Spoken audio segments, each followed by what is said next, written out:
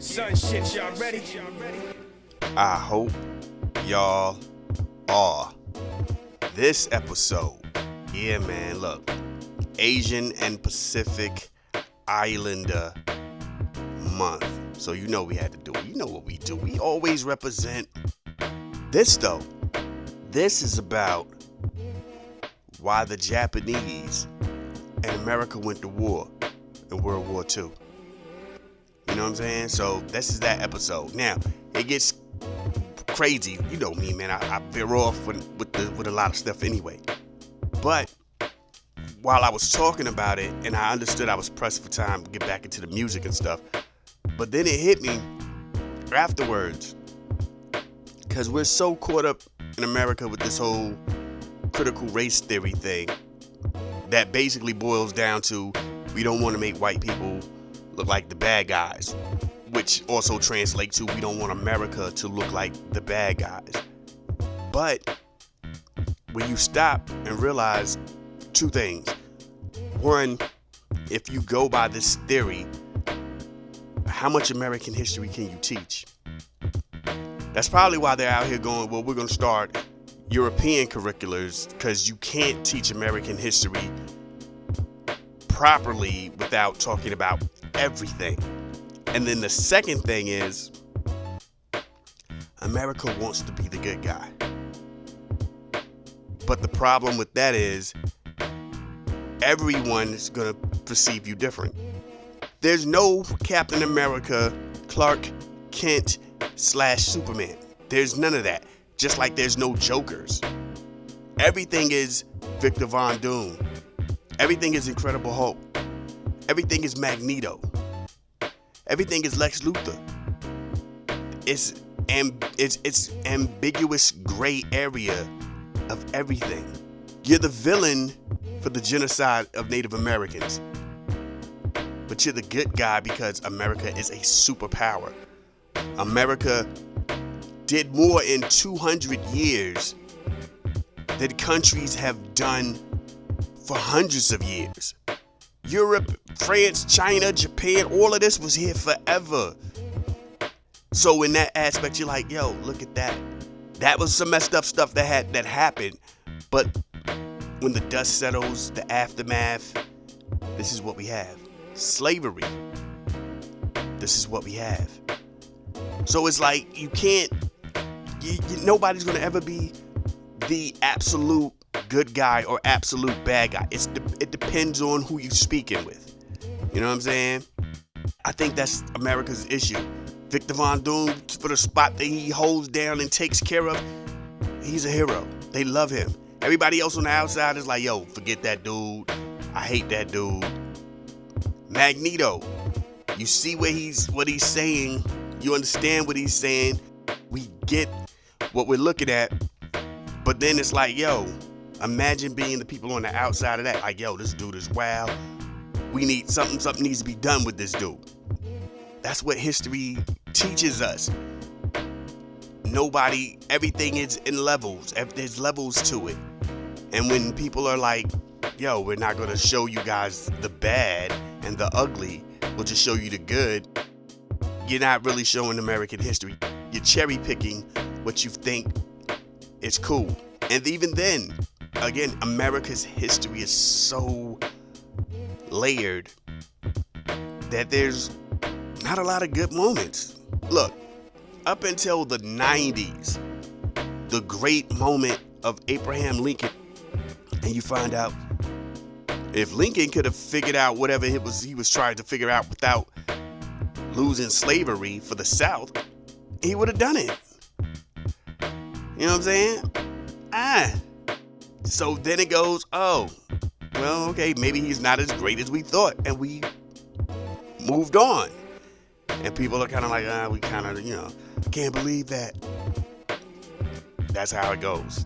That's what history does. You peel back the layers of everything. Of everything. Lincoln used the introduction, the summary of the Constitution, all men are created equal, as the basis platform, as the platform he stood on to end slavery. Those iconic words that everybody speaks multiple times but realizes real quick that's not in the Constitution. That's the part of the introduction to let you know why we're about to do this. That's what that is. That's what I mean. Layers. They never said, like, as fast as they go, all men are created equal. Actually, in the Constitution, Thomas Jefferson was like, nah, not these black people. So yeah, that's what we're talking about. And that was the whole point. Like when I was speaking on Japan and America's thing, who was right and who was wrong. But that was my point. Like, yo, how do you take history on truthfully nowadays? Because we can't. Everything has to be one way or the other. And if there's some negative to it, then we won't discuss it. We can't talk about that piece of history then. And this is one of those moments where there's so much going on that needs to be discussed. And that's what this episode is. This episode is about Japan and America and all that, and jumped off, and it was crazy. Sorry for what I'm saying, because I like I said, it gets crazy when we talk this history stuff. So let's move on to something else real quick then, right?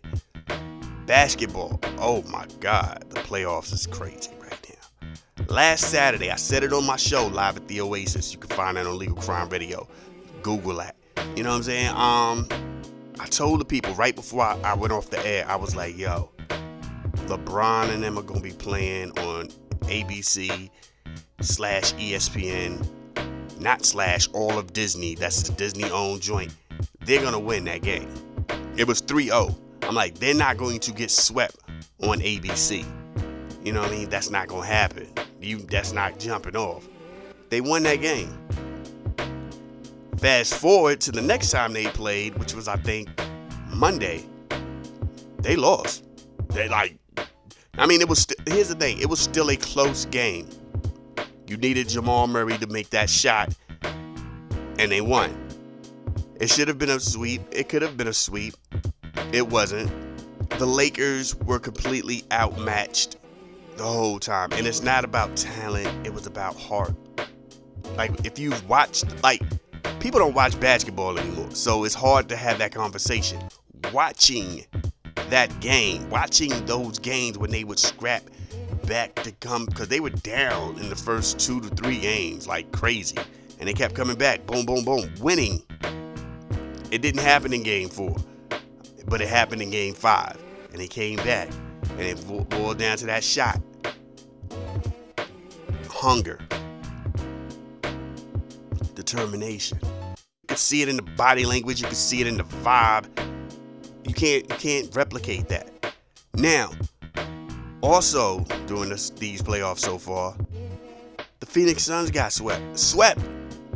What was gonna happen to the Lakers got happened to the Phoenix Suns, who had the team of who's had KD, Beasley. I don't care anymore about the NBA like that. Beasley, Booker, KD, swept. These are all-star players. Swept. Bam, gone. Now, I forgot who it is on ESPN. I guess like the next morning or a couple of mornings later, he was like, it's NBA Twitter that makes KD feel this way. Look, first of all, it wasn't NBA Twitter. It was ESPN that understood what. I will stand on that. ESPN understood you have the best player at that time now jumping on the roster of the best team of that time. LeBron ain't winning nothing else. That chip he got in Cleveland, that was going to be it unless he left Cleveland. And that's what it was. They met 2 more times. The Golden State Warriors went to the finals 3 more times with KD on there. Yeah, that was it. And they knew that. And they turned that into what they turned that into. Because here's the thing, and people know that I'm right. Had LeBron lost, contract's up, and he goes, I'm going to go to Golden State, the world would be happy.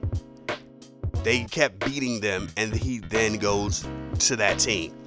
Nobody's complaining. They're going, ooh, this is about to be great. This is about to be wow. Matter of fact, when his contract was up, people was like, yo, it would be so dope if he went to Golden State. But we know he's going to LA. Let's not get it twisted. That was what it was. With that being said, because it was KD and we wanted LeBron to win is the general thought that everybody was throwing out there. You needed a villain. It was KD. I read somewhere where someone was like, KD's going to have to win by himself for us to consider him a legitimate champion. And I thought to myself, why? Why KD need to go out here and win a championship by himself when LeBron hasn't won one by himself? He's been to 3 different teams with other all-stars. Make it make sense. And let me say something real quick, because y'all know me, I'm a LeBron hater. One thing you cannot say about this brother is he's not a winner. You know what I'm saying? 3 different teams, 3 different chips. 4 chips, actually. When he left Cleveland the first time, he went to Miami, got 2. Went back to Cleveland, got 1. Went to LA, got 1. No matter how you feel about that bubble championship, that still counts. He has 1. Every team he's went to after he left Cleveland the first time, he got a chip. Like, you can't take that away. The other side of that is, it was with people. So to say KD needs to win by himself, like, Steph didn't win by himself. KD was there for 2 of them. Clay was there for all of them. Draymond was there for all of them. What are we talking about? Like, in the modern era of how we conceive basketball, we can say with like no legitimate all-star Hall of Fame worthy players on his roster is while in the process of winning a championship, Olajuwon. That's it. When the Spurs won their first championship during the Duncan era, David Robinson was still there. Then he had Ginobili and Parker. Kawhi did the same thing. Kawhi went to Toronto. You could probably even say Kawhi then, because we're not going to put Lowry in that lane right now, are we? Nah, not really, right? He might make it. He'll make it eventually, but it's not the same level. It's definitely not the same level. So let's go. Kawhi. That's it. Then it was Giannis. Somebody was like, yo, with them losing, does that now take away the whole concept of the super teams and big 3? It should have been that conversation. That conversation should have been popping off when Milwaukee won. Denver's won. Golden State won again. So yeah, like let's keep that in mind. Like how this goes and what's going down. You know what I'm saying? Here's another thing too. KD going to Golden State was not a super team. That was a team that was already packed. And then they grabbed the greatest player of that time on it. That's not a super team. Super team is when you got 2 or more stars coming from somewhere else to be with somebody else. Or they all just join the same team like they did in Brooklyn. That's a super team. You know what I'm saying? That's when you get that. Brooklyn had a super team. So let's so far as of now, LeBron made it look easy. No other stars have done that yet. KD hasn't done it. And again, you can't count Golden State. KD hasn't done it. Kyrie hasn't done it. You know what I'm saying? Paul George, Harden, they haven't done it. Westbrook hasn't done it. A lot of these dudes who were running around chasing the chip, they haven't done it. You know what I mean? So yeah, let's just say it's done. Because when you're looking at what's going on in the West, them young boys, they rolling. It's their time. It's their time, and they ain't playing around. Y'all saw what happened with Sacramento last year. Now you got Minnesota. Now you got OKC out here ready to kill it. You know what I mean? It's a different lane. New York looks great and technically has no superstar on their team. They look great.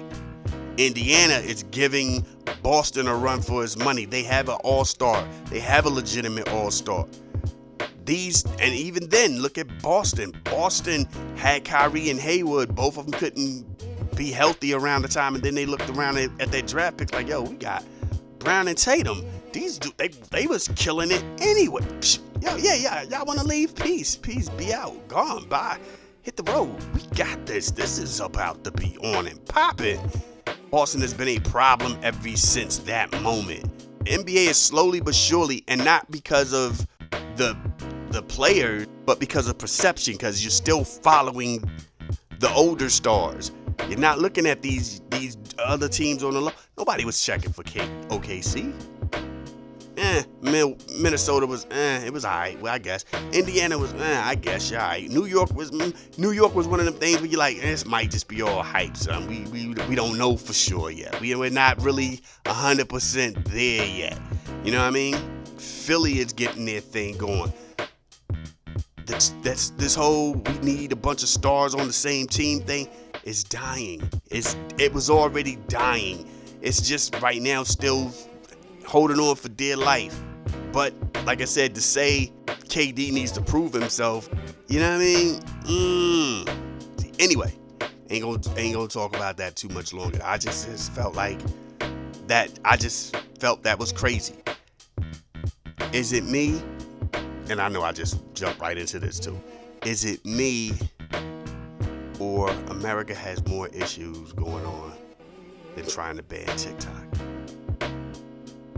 There's so much more going on, and TikTok is a thing. TikTok is only a thing because it's not an American company. The same thing that you got going on in TikTok, you have going on in the metaverse. Facebook and the Gram both do the same thing. Twitter, X, does the same thing. There's no real difference between them. YouTube Shorts is offering the same thing. So if you're going, we need to stop them, and your thing is, we don't want it. It is what it is. I mean, you ban it, and then what happens? Are we gonna shut down social media altogether? They have 90 days or so to sell their joints to an American company. They're not gonna do it. They shouldn't have to do it. They'll be fine. We're not in America. The rest of the world will be straight. The rest of the world might even be better for it. So who knows? You know what I mean? But anyway, that's what we're focusing on, not inflation. You know what I mean? Not job security.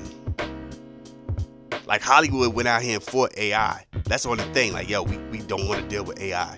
The government's like, yo, it is what it is. Corporate America gonna get it. Look, here's my vibe on that. Let corporate America do it. It's cool. Here's what I always see. People go, yo, you'll just have to learn how to be the person to fix the machines. No, you don't. That's not how that works. That's not how that works. Sorry. If a company has went out their way to build something, they already have their people. That's just real. Like, these people are acting like you're just gonna walk up the street and like, no.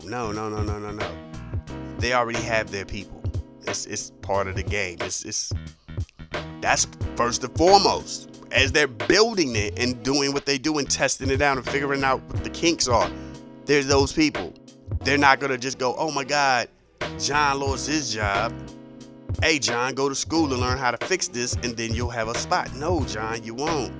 You know what I'm saying? You've ever seen, like, when stuff breaks or something happens, there's people who come from whole other states to get to some place and go, yeah, I come from such and such to fix this.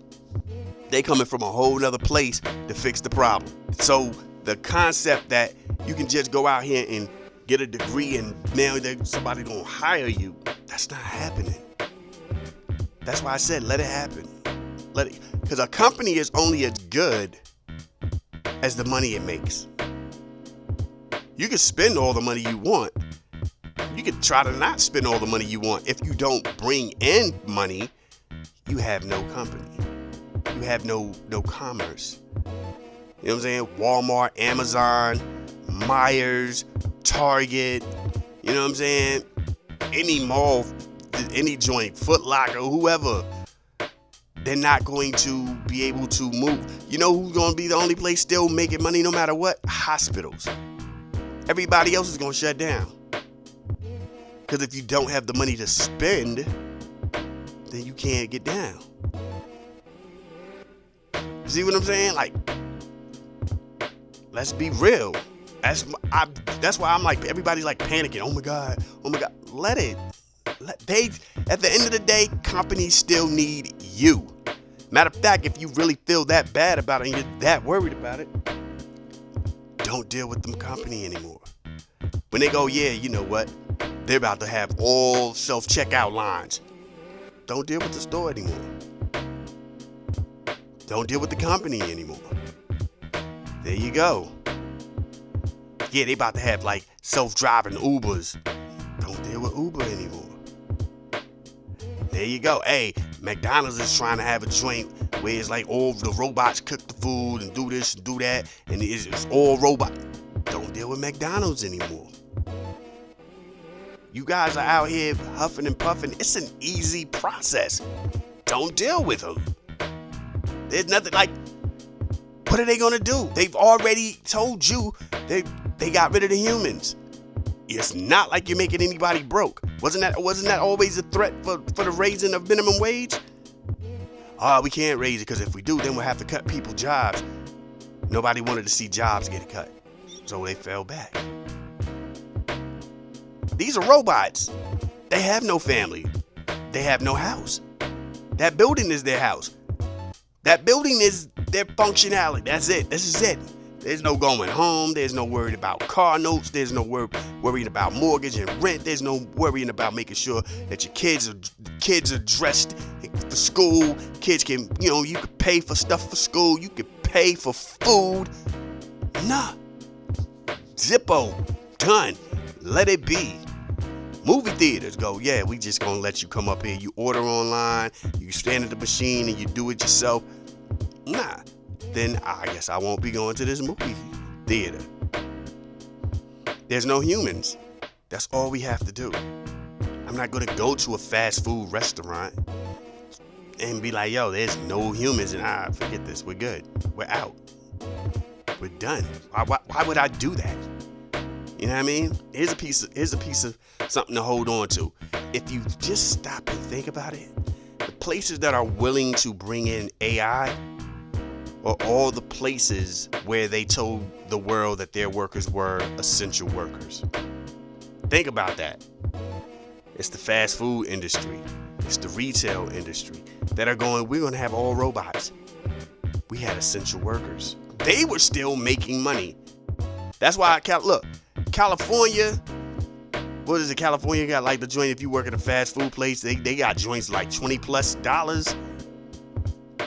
People are so out here making $20+ and people are like, yo, that's crazy. It's messing up the game. The government and the business aspect of it, that's wrong. Yes, I get it. Now that you're paying them more, you're going to raise up everything. Everybody's not getting that money.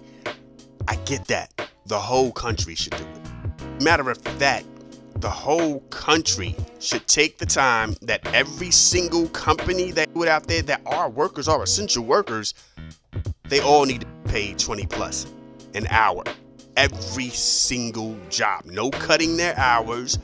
Give them their money. Because during COVID, you said Autumn needs to be out there at Starbucks. The world needs Autumn at Starbucks. If Autumn's not there at Starbucks, the world will go crazy. You guys were like, oh my God, I can't believe they closed. Like if Starbucks rolled up the Starbucks and they was closed, you'd be mad. Like, yo, I can't believe. How am I gonna do? Like, you ain't doing nothing at the crib. Just get you a coffee maker. Guess where you gotta go to get a coffee maker? Target. Target got workers too. Did you really need to go out there to Target? People are like, yeah, I needed that toilet paper. Those are essential workers. We didn't even have cops. Dude, judges were barely judging. Dudes were just hanging out, just being held. I think they only doing courts on Tuesdays and Fridays, dog. So Lord help you if you mess around and get arrested after Friday when the judge is home, gone when it's over with after 5 or 6. They ain't hollering at you till Tuesday. You know what I mean? So imagine that. Police were out here telling people, dude, if it ain't a murder, we ain't even coming. We ain't doing nothing, son. If it ain't around, we don't care about no vandalism. We don't care about, did you heard some shots? Did you see a body? You don't see no bodies? Ain't nobody rolling out there then. You good. Okay? Well, you go out there, Scooby-Doo. You figure it out, okay? All right, Hardy Boys and Nancy Drew, y'all go out there and figure that out. We ain't going outside. Essential workers. Certain retails and fast food and restaurants were apparently just as important as the ER. Because a lot of doctors weren't even doing joints. They was like, yo, I'm going to call you, have a call interview. They just sitting at home, pajamas, calling people, yo, yeah. By the way, that's $400. For this phone call? Nah, you could have texted me half of that stuff. Like, we were telling the world that, you know what I'm saying, Jaquita over there at Burger King, to put that Whopper together, her job is just as important as Nurse Betty and Dr. Kowalski over here when somebody caught a shot in the arm and they had to bring them in. Because they were the only people working. The money's there. You deserve the money. Matter of fact, the government should be like, yo, they all deserve the money. Look back and go, yo, and here's the thing. Not everybody. They look and see who was working during COVID. If you could prove that you worked from this time to that time during COVID, your money gets up. Not Johnny who comes up in there like he just started like 3 months ago and he about to get, no. Whatever the base is, that's what he's getting. You though, sir. You though, ma'am. Y'all gonna get $25. Y'all was working through COVID. There's your reward. Boom. That's how that goes. If we really wanted to be fair. You know what I mean? But we don't.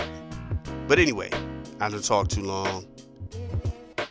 This is about Japan and America. My bad, y'all.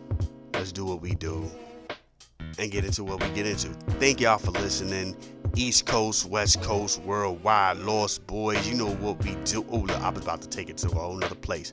Let's get down. Let's go.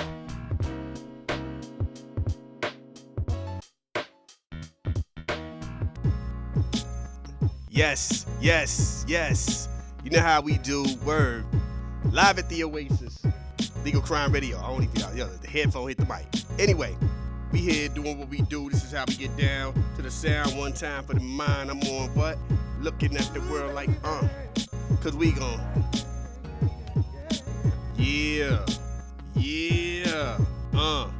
But anyway, man, let's get into what we do, what we here for. What we here is for. We know what we here. You know what time it is, man. It's that time of the night. You know what I'm saying? Well, I hit y'all off with the illest right here, right? So let's do it like this. Take it from the top. We gonna take it from the top like. Ooh wee. This moment in Asian and Pacific Islander history. So this is day one, right? This is the day first of the month. We ain't even start reminiscing again. But anyway, this is a crazy piece of joint. Y'all know we always love to like show out other people of color's history. Let's talk about Japan. And for those who don't know, the whole thing with World War II, how America was also fighting Japan. That, interestingly enough, is a situation of ideologies going against each other. And when I say ideologies, I'm not talking about like complete lifestyle. They both had the same mentality of we need to go out and take over. Because for those that don't know, America was behind on the colonization game. America didn't colonize. We were too busy trying to explore and expand and take over the continent we were at. You know what I'm saying? Here in America, the United States, we were too busy doing that. You know what I mean?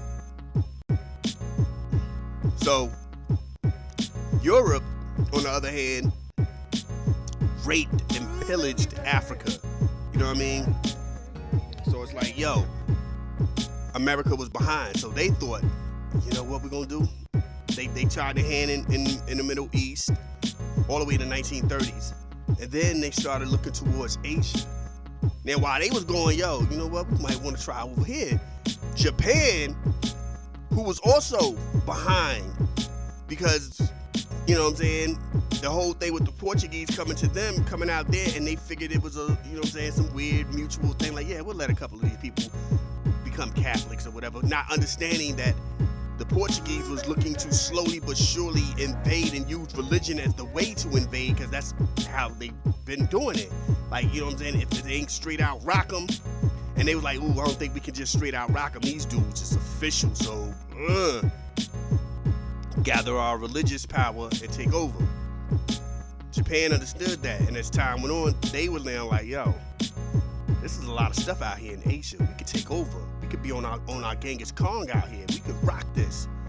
Both parties were trying to take over China and the Pacific Island and trying to basically be the power structure of the Pacific Ocean. Like, they were really trying to lock that down.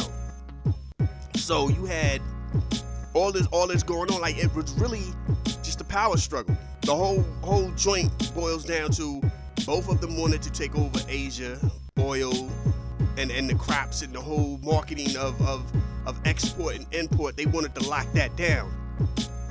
And America was like, nah, we kind of got the upper hand, because they started really moving in.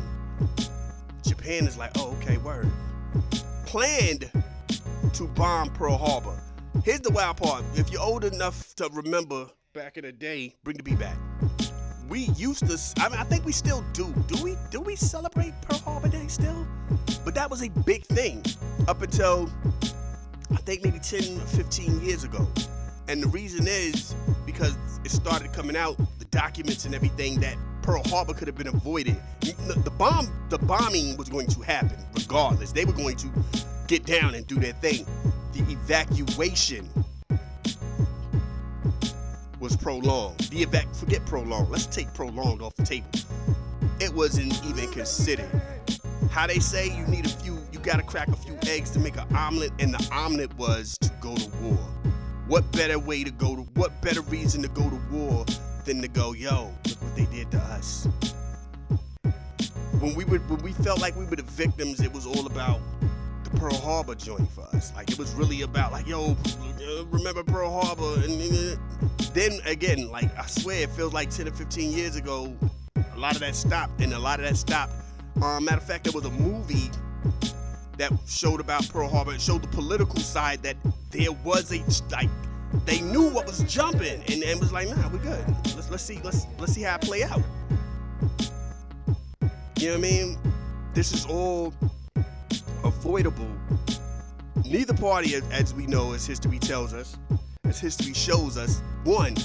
You know what I mean? Like, our relations with China flip-flop. Because back then we were we were pro-China, anti-Japan. Flip-flop. They were just pro-Japan, anti-China because of mentalities and ideologies. Because what happened was Russia slid in and was like, yo, forget both of them. Why don't you ride with this communist get down? Oh, word? I'm liking that. I likes that. Let's do that then. And that became the scare, because now that's where the whole, like, the Cold War really gets at its height, because they was out here invading everything. They was really navigating to get a lot of joints jumping Russia on the low, while we was out here trying to stop Japan from taking over Asia and becoming this powerhouse mega thing. Because that's really what would have happened. Imagine that. Japan takes over all of Asia, and then they start going, yo, now I think we need to really start seeing what else we can get. You know what I mean? And who's gonna stop them? It's dominance. You know what I mean? But it all started, and it was all because of power and the greed and the wanting to, again, and look, this is me personally saying it. This isn't something the books have shown, but if you know the history, Europe, you know what I'm saying? When I say Europe, even Belgium, France, Germany, the British, they had India on lock. They tried their hands in China and left, but they had Africa on lock. When you look at Africa's history, Africa was basically divided up amongst Europe. America had they weren't part of that. And they was like, yo, we're gonna look past that and we're gonna get to this joint. And Japan was like, yo, we over here, y'all, we ain't letting y'all come through. We got this. You know what I mean? So the war basically was that. And the fact we were still trying to be a part of the Allies against Germany. That's what makes that generation the greatest generation. By that, like all the, the fact that we was out here and successfully became the victor on both parties. You know what I mean?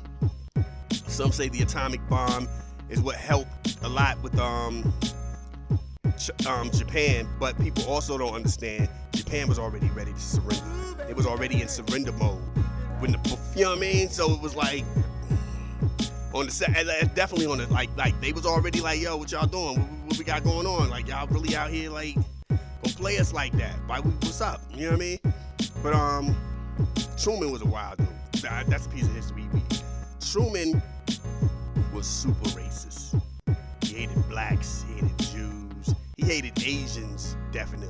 It's almost like, did an Asian dude steal his girlfriend one time? Like, did somebody know some karate and kick his butt? Like, I don't know what it is, but my man, this is well documented. He was, and people like to go, well, he was a person at a time. So many other people.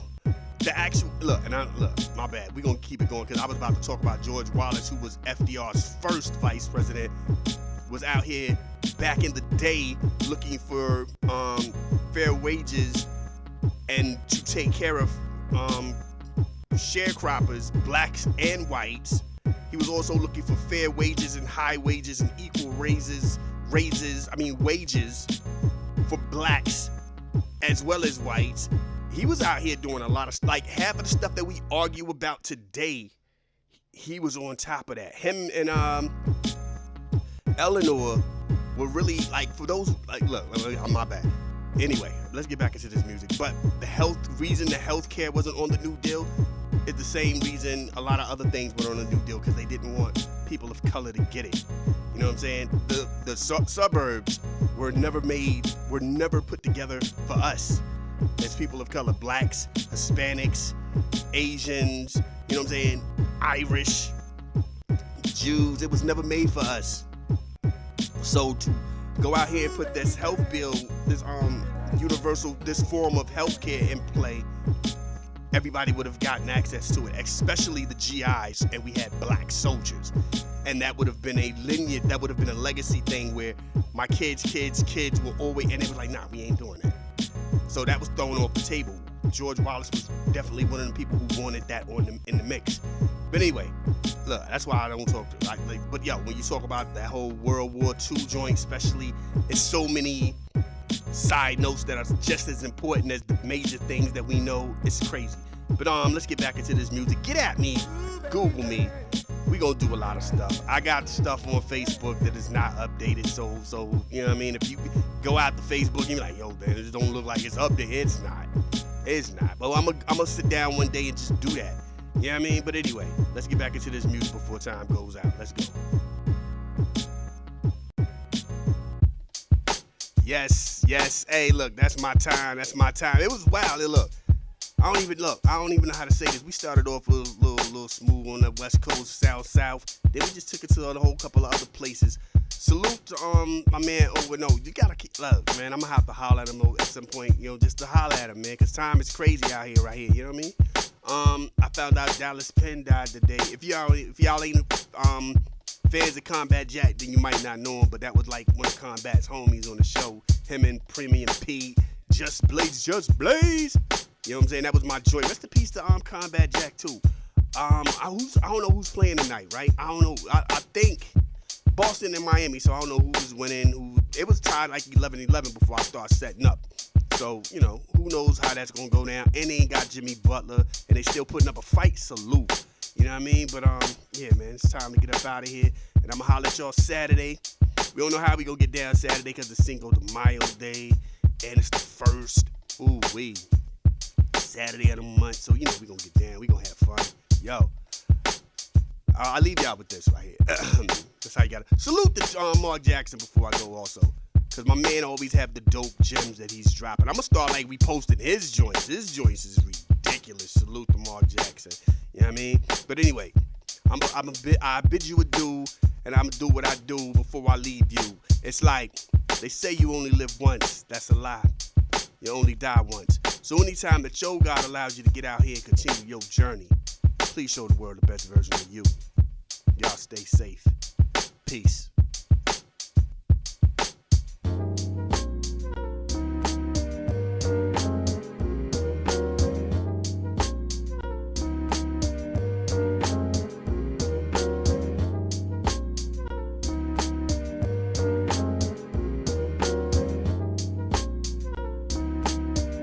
This is a Soul of Art presentation.